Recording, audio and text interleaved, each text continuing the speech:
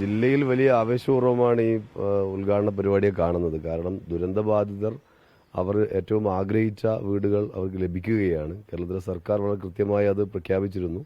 ഏറ്റവും സൗകര്യത്തോടു കൂടിയ, അതുപോലെ തന്നെ നമ്മൾ മനസ്സിലാക്കേണ്ടത് ജില്ലയിലെ ഏറ്റവും പ്രധാനപ്പെട്ട ഒരു സ്ഥലത്താണ്, കൽപ്പറ്റയിൽ തന്നെ ഒരുങ്ങുന്നു എന്നുള്ളതാണ്. വീട് മാത്രമല്ല, ടൗൺഷിപ്പിന്റെ ഭാഗമായി മറ്റനുബന്ധ സൗകര്യങ്ങളെല്ലാം ഒരുങ്ങാൻ വേണ്ടി പോവുകയാണ്, അതിന്റെ നിർമ്മാണത്തിലേക്ക് കടക്കുകയാണ്. അപ്പോൾ അത്തരത്തിലുള്ള കാര്യങ്ങളെല്ലാം കൂടിയിട്ടുള്ളൊരു ടൗൺഷിപ്പ്, ലോകോത്തര നിലവാരത്തിലുള്ള ടൗൺഷിപ്പ്, അതിലെ വീടുകളാണ്. അത് നേരത്തെയെല്ലാം വലിയ വിമർശനം അല്ലെങ്കിൽ വലിയ പ്രചാരവേല നടത്തിയിരുന്നു.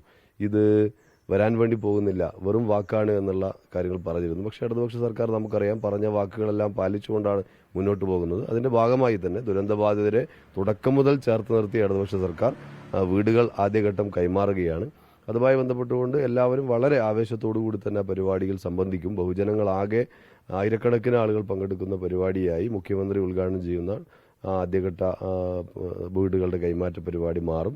വലിയ ബഹുജന പങ്കാളിത്തം ഉണ്ടാകും. അതിനാവശ്യമായ ഒരുക്കങ്ങളെല്ലാം വയനാട്ടിലാകെ തുടങ്ങി കഴിഞ്ഞിട്ടുണ്ട്.